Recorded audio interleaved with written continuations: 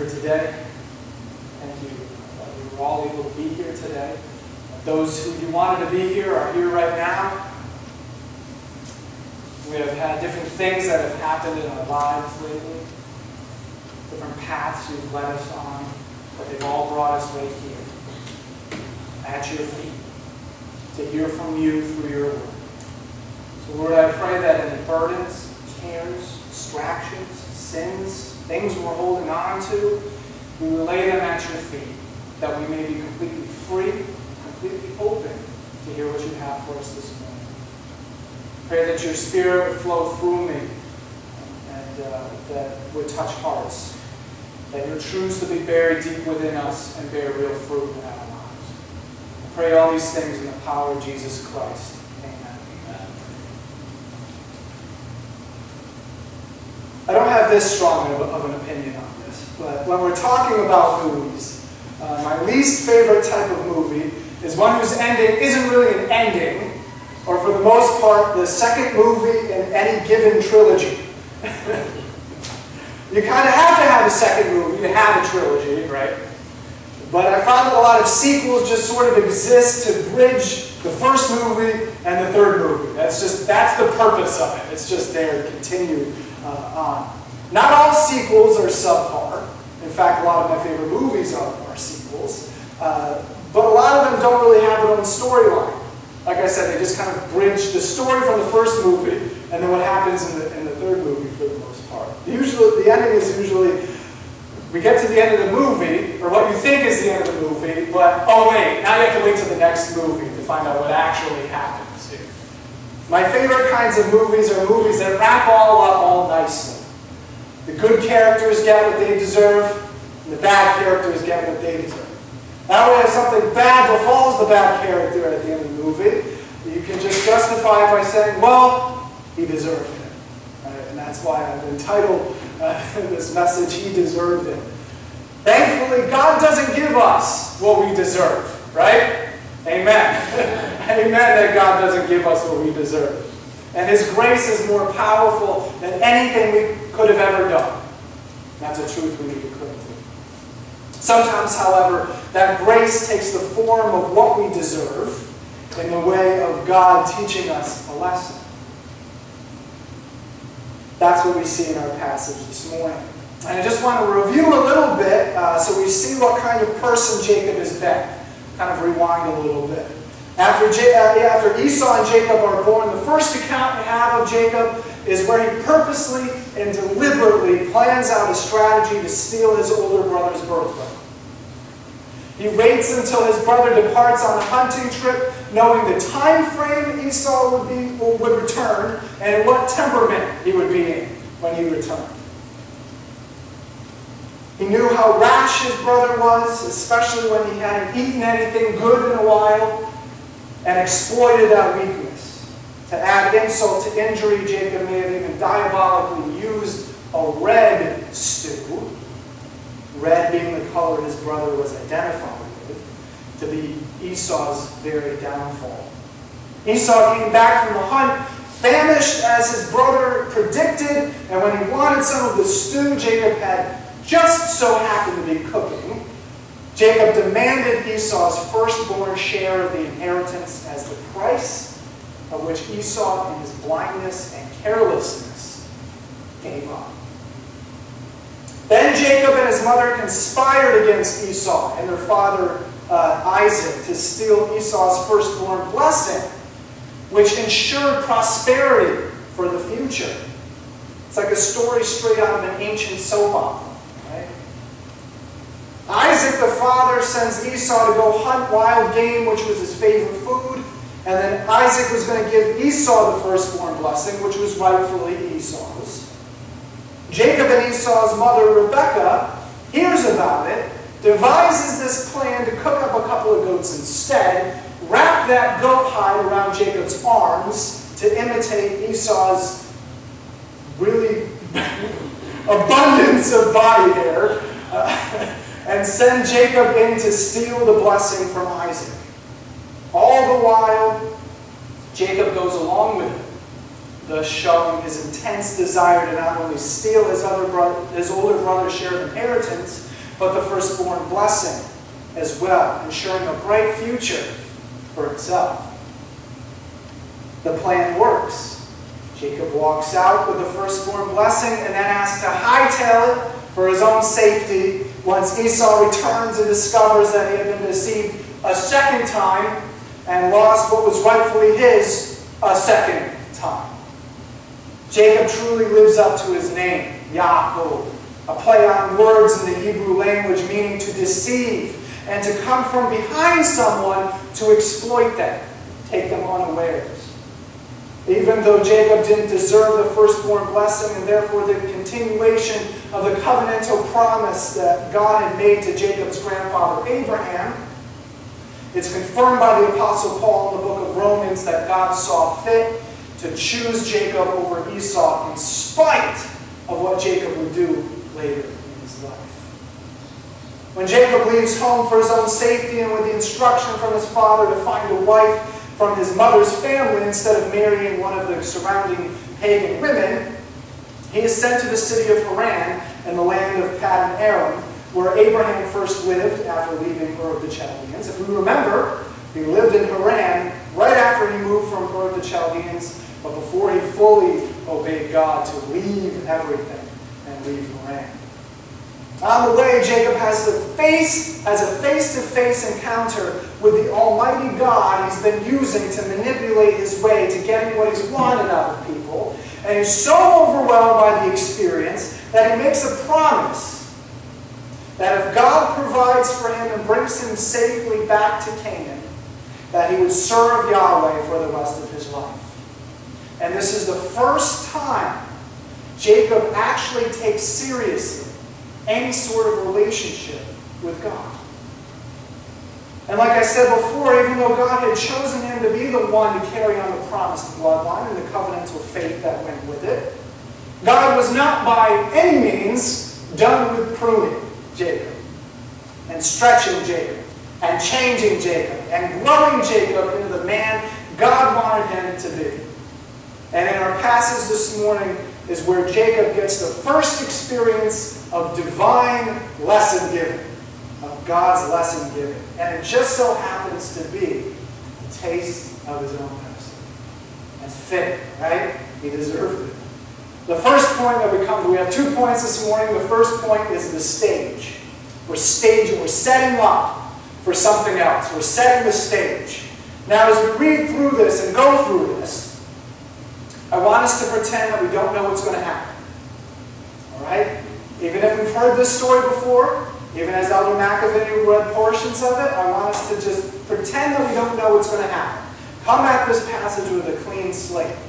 Because the shock that Jacob receives will become a lot more apparent to us if we do that.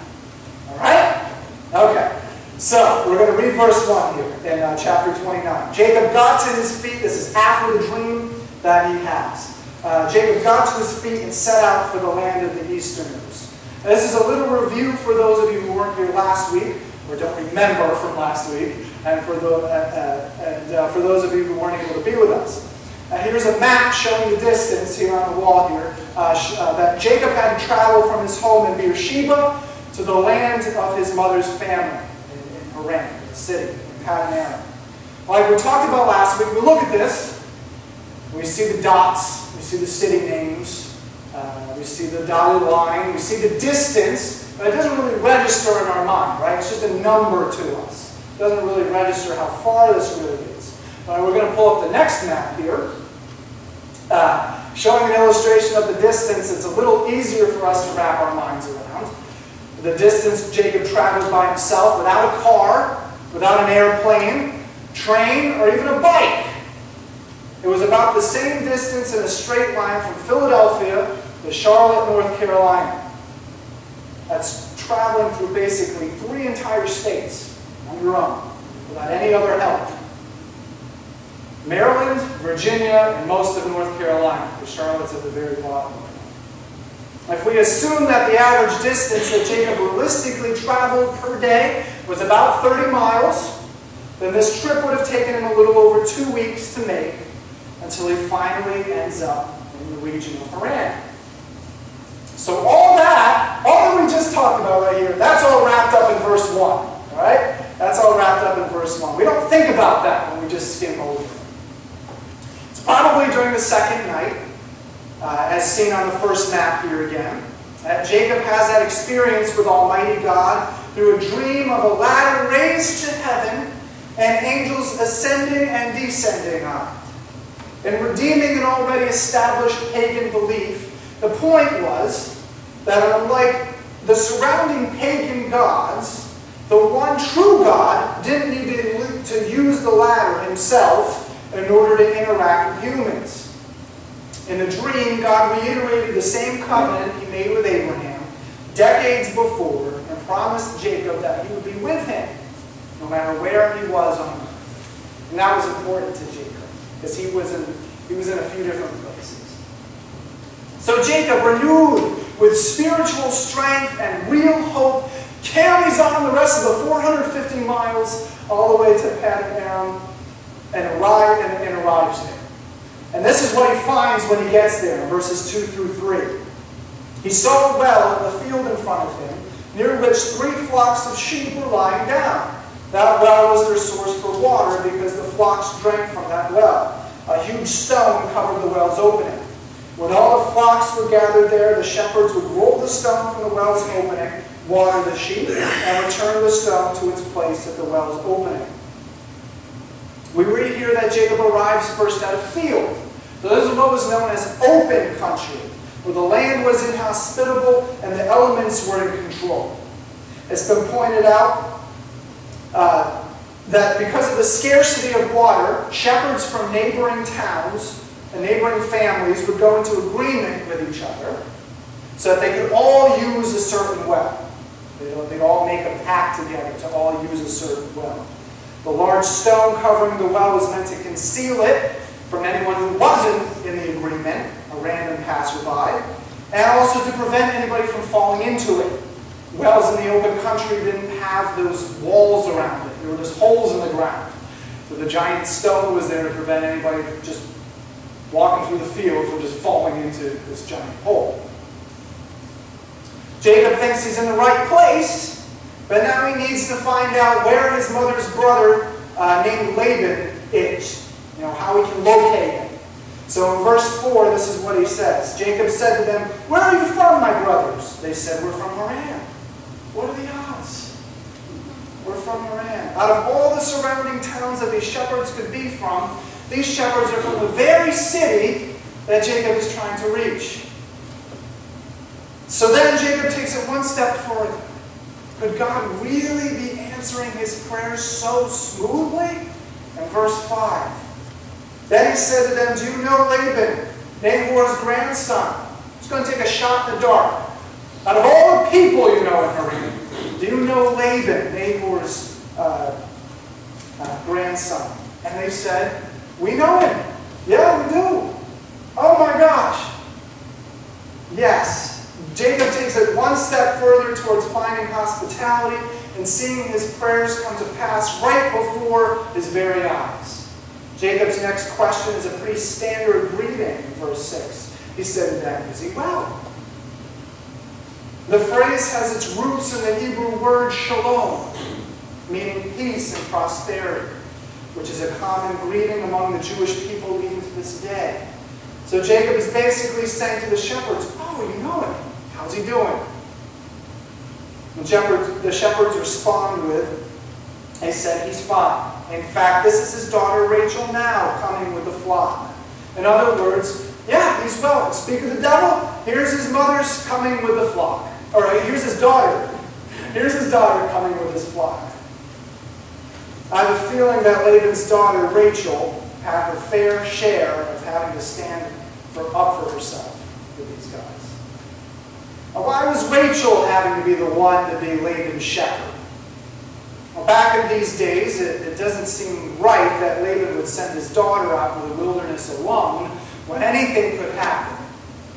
We can presume that Laban had no sons old enough to shepherd at this point. We find out from Genesis chapter 31 that Laban does have sons, but we only find out about them after Jacob has worked for Laban at least 14 years.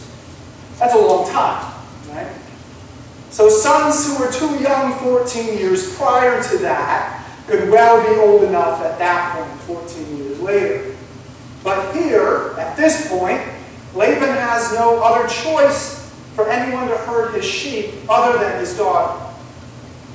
We can see how God's hand of protection has already been on Rachel for quite some time.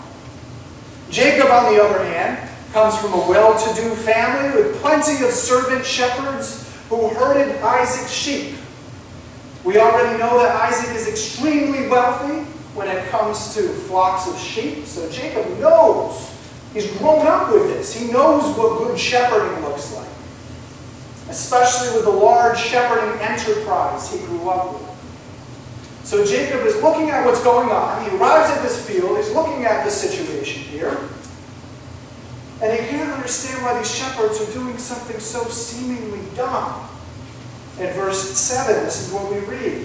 He said to them, "It's now only the middle of the day. It's not time yet to gather the animals, water the flock, and then go, put them out to pasture." Jacob's like, "What on earth are you doing? It's not time to round up the sheep for the night. It's the middle of the day. What are you waiting for? Water the sheep and let them go and eat something." But there's a reason for why the shepherds have all the sheep gathered around the well and are just standing around, not doing anything. There is a reason for it. In verse 8, they said to him, "We can't until all the herds are gathered, and then we roll the stone away from the well's opening and water the flock." Usually if shepherds from different families all used the same well, they would just come and go, use it as they pleased, all under the agreement. But apparently there was some trust issues going on between these shepherds, between these families. There were some trust issues. None of them used the well unless all of them used the well, all at the same time, so that they all kept each other accountable and no one took more water than they were supposed to. Maybe there was a past of that, and that's why there were now trust issues. As the shepherds already pointed out in verse 9, while he was still talking to them, Rachel came with her father's flocks since she was a shepherd. Jacob knows this is Laban's daughter, and he knows he needs to get in good with Laban, because Laban was Jacob's only hope for survival, now that he's arrived here. This is his only lead. So Jacob does everything he can to make a good impression with Laban's daughter. We find out later that Rachel was also drop dead gorgeous, so I'm sure that also had something to do with what Jacob does next in verse 10. When Jacob saw Rachel, the daughter of Laban, his uncle, and the flock of Laban, Jacob came up, rolled the stone from the well's opening, and watered the flock of his uncle Laban. Jacob must have been pretty well built to move that large stone over himself. He does all of that to water Laban's sheep. He wants to make a good impression. Jacob is overwhelmed with how God is answering his prayers and providing for him in verse 11. Jacob kissed Rachel and wept aloud. He's so overjoyed that he bubbles over with who he is and what family he comes from in verse 12. Everything seems to be going according to plan. Jacob told Rachel that he was related to her father and that he was Rebekah's son. She then ran to tell her father. It's been suggested that women would become shepherds, yes, out of necessity for the family, to provide for the family, but also in order to attract the husband. So it's easy to understand why Rachel would just leave everything and all the sheep in Jacob's care, we can assume, in order to go run and tell her father about Jacob. I finally have a prospect, Dad. That would also explain Laban's reaction to his daughter's news, besides wanting to welcome family in verse 13. When Laban heard about Jacob, his sister's son, he ran to meet him. Laban embraced him, kissed him, and invited him into his house, where Jacob recounted to Laban everything that had happened. On top of that, Laban probably hadn't seen his sister since she left decades before to go marry Isaac. So any news of one of his sister's sons sons would be powerful to Laban.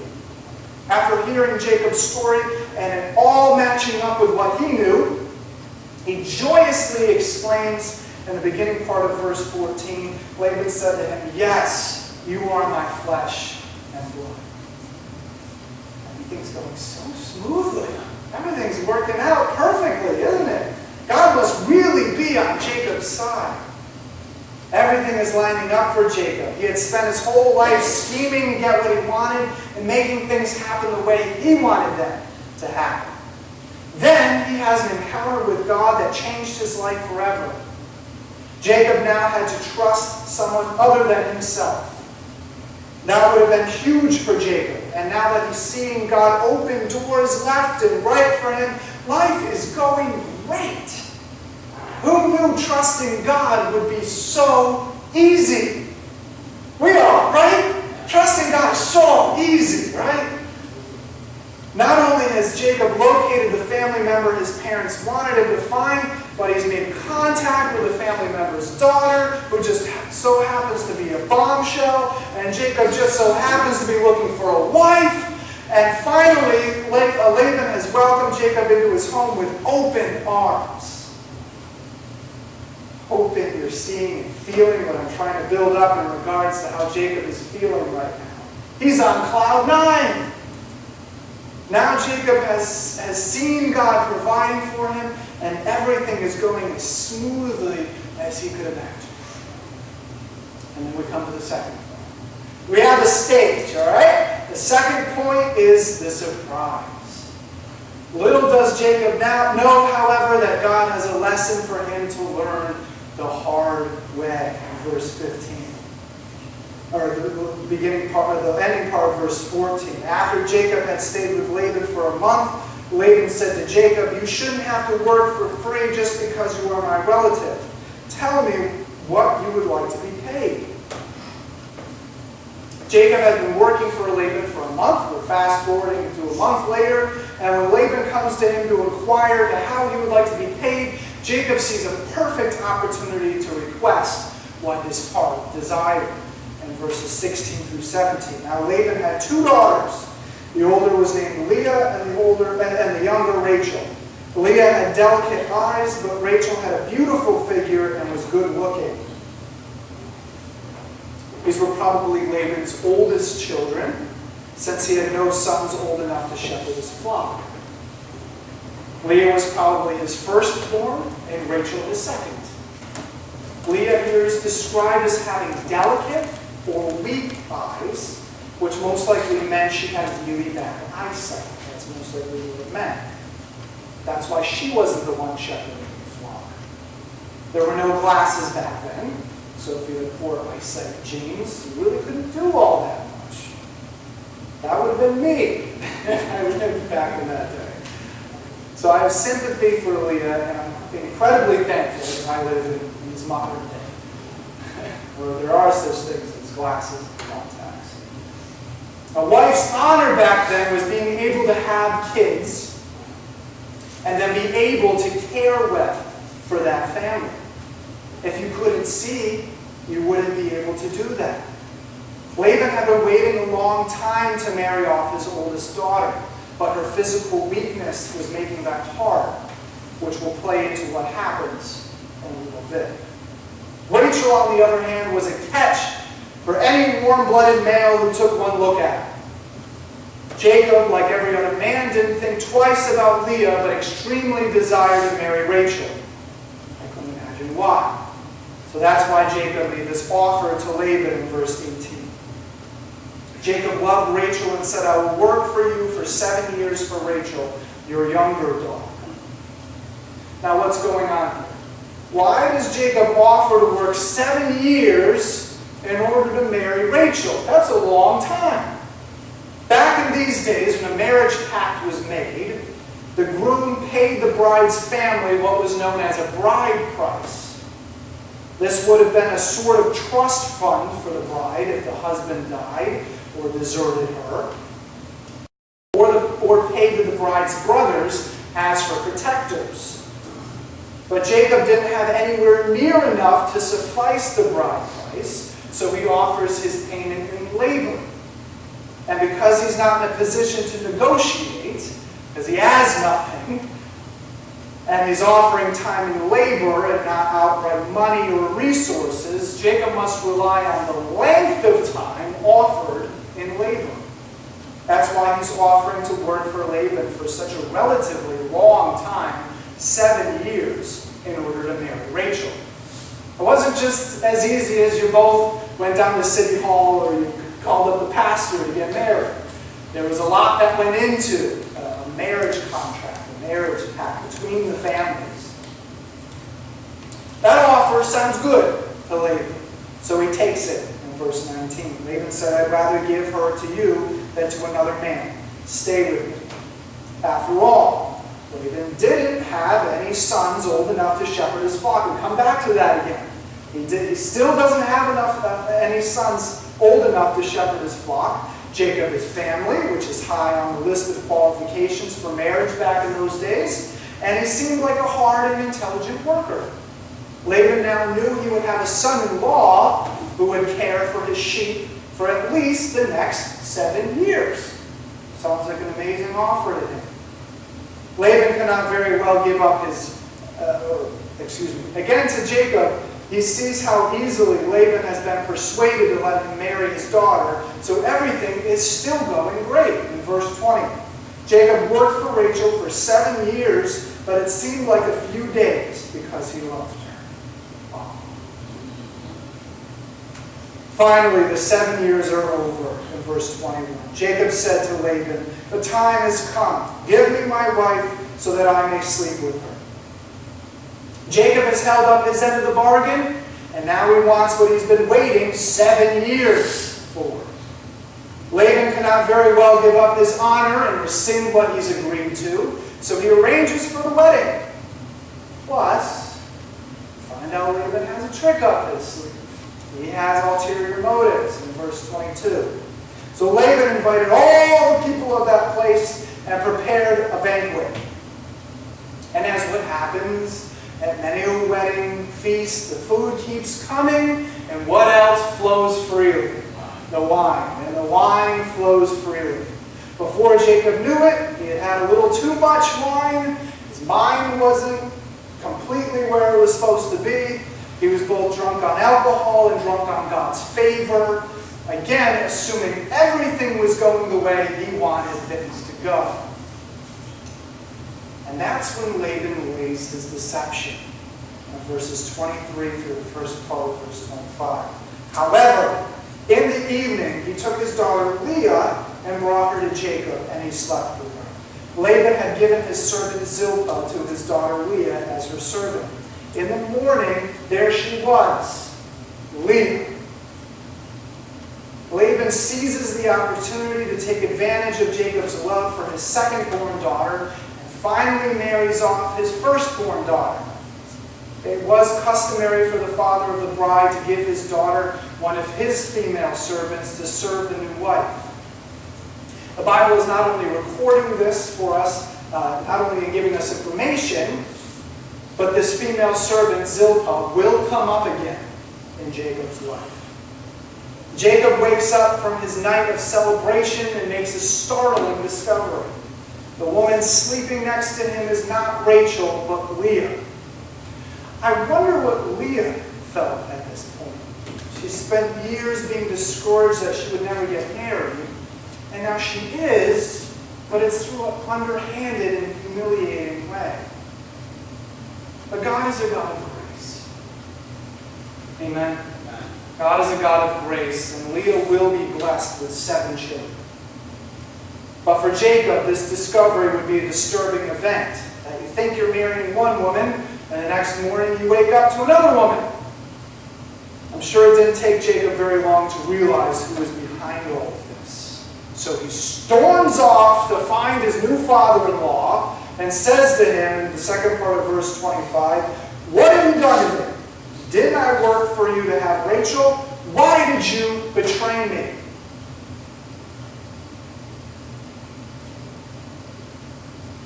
You would be able to pick up on this more easily depending on your translation, but Jacob essentially asks Laban, Why have you deceived me? And there's the key word. Why have you deceived me? Hope we're grasping the irony here.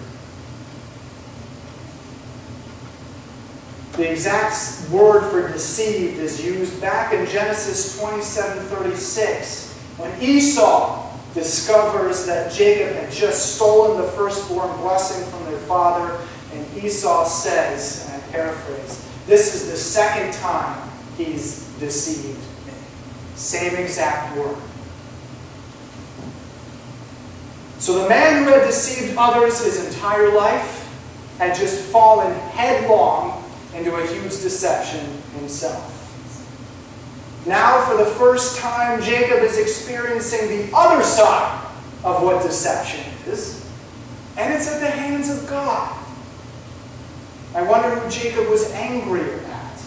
Laban for doing the act, or God for allowing it to happen, even after Jacob thought that God was making his life as good as possible. He's just seeing things happening so smoothly. Laban couldn't very well pretend that he had no idea what was going on. If he did, Jacob might try to divorce Leah, and Laban wanted her to remain married. We have Laban's response in verse 26. Laban said, where we live, we don't give the younger woman before the oldest. Now this at first might seem like a flimsy excuse on Laban's part. He just came up with this, pulled this out of thin air.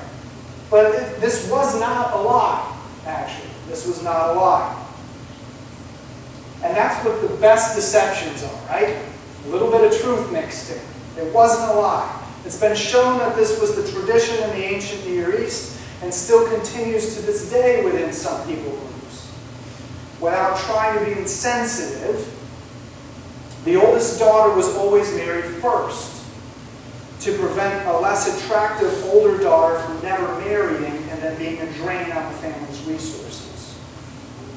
However, since it was also tradition for the bride to be veiled during the wedding feast, Laban purposely disguised Leah so that inebriated Jacob wouldn't be able to tell it wasn't Rachel, thus deceiving him.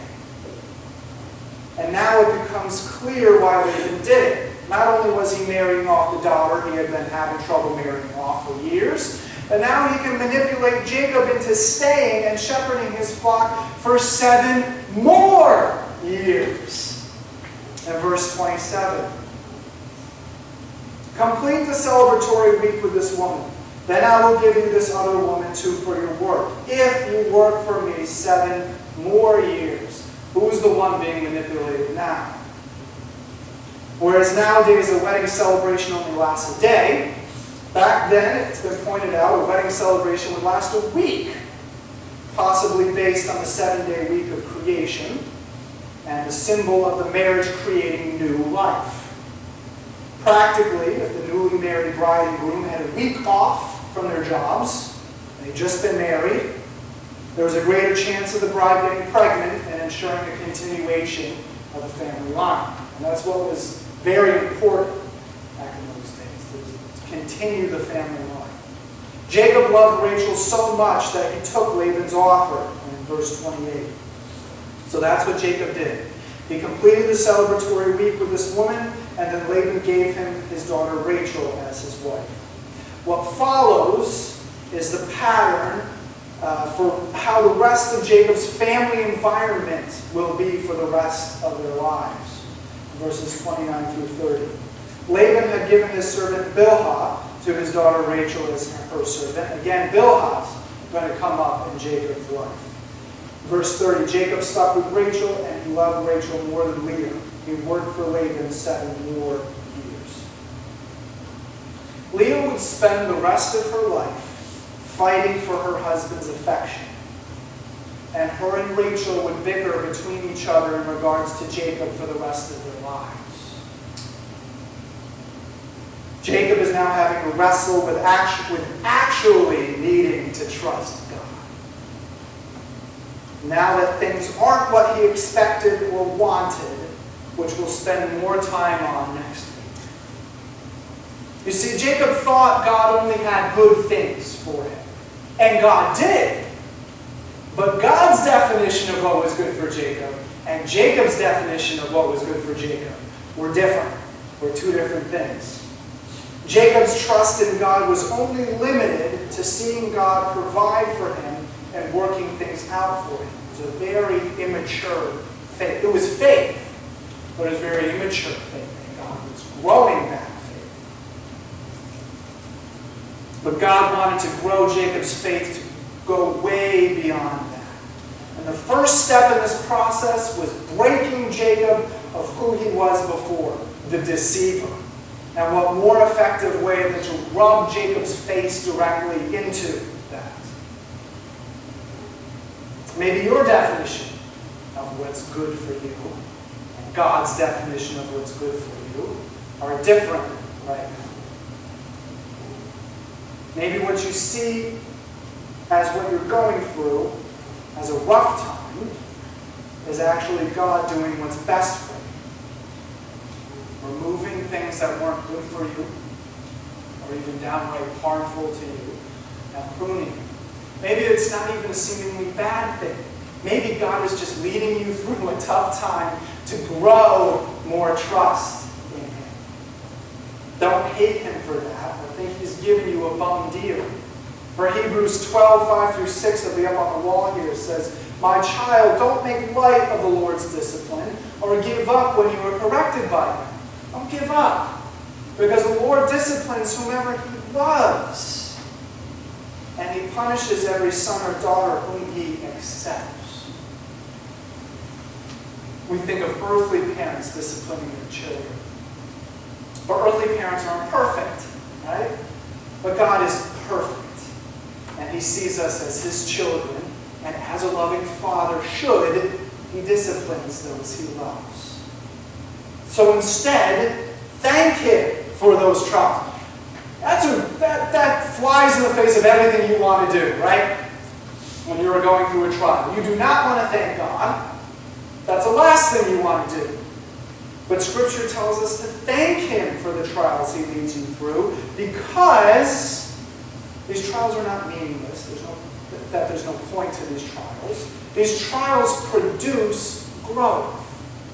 James 1:2-4 says, "My brothers and sisters, think of the various tests you encounter as occasions for joy."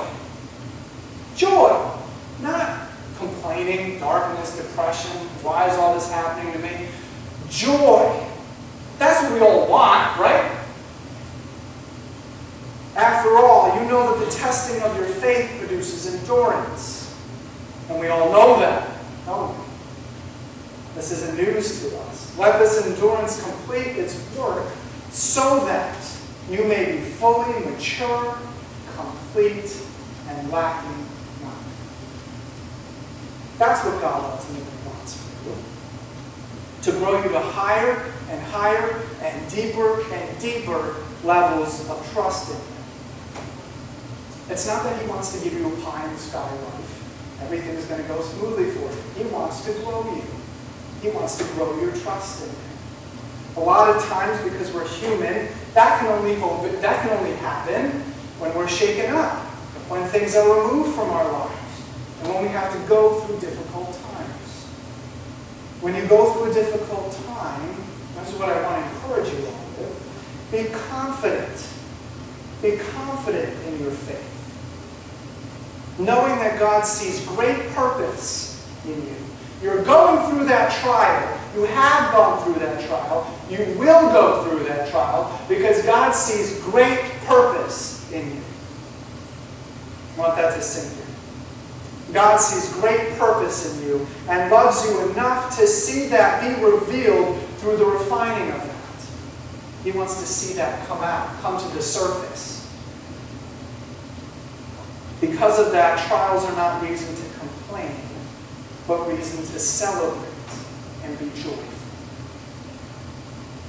Likewise, our lives are not meant to be in pursuit of earthly comfort, wealth, and happiness, because that promotes the increase of ourselves, right? That's where the focus ends up being when we're pursuing those things.